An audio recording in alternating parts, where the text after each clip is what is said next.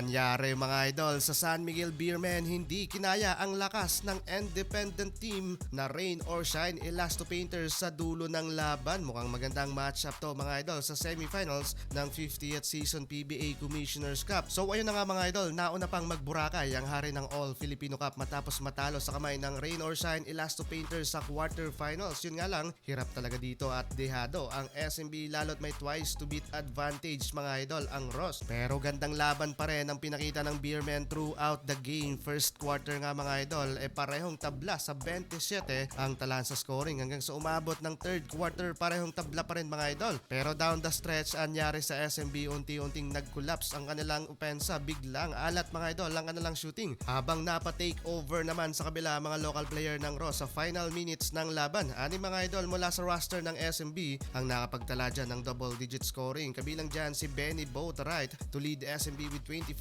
points, 7 rebound, and 3 assist and block shot. Yun nga lang, sobrang alat din mga idol ng kanyang shooting sa game neto na may 10 over 27 mula sa field with 37% field goal. Habang si Abay naman mga idol, nasayang din ang kanyang double-double performance, 12 points in the paint, 12 boards, and 2 block shot. Nasayang din mga idol ang pinagsamang puntos ni na CJ Perez, Rosales, Trollano at ni Jericho Cruz na may 55 combined points. Halos lahat ng player na naibabad ng SMB bagsak mga idol ang kanilang efficiency rate dito sa laban. Sa kabilang kupunan naman mga idol, abante ulit sa semifinals ang Rain or Shine Elasto Painters. Dominant mga idol, not only their import na si Jalen Johnson pero take over sa dulo ang kanilang mga veteran na local player kagaya ni Jonard Clarito at ni Kylin Chongson. Pero napa-take over mga idol ang 30 years old point guard na si Andre Karakut. Leading scorer mga idol na may big 29 points, 6 rebounds and 5 assists. Shooting 10 over 17 and impressive 58.8% shooting from the field. Parehong 23 points naman ang kinamada dyan ng kanilang import na si Jalen Johnson at local player na si Kylin Johnson ng 23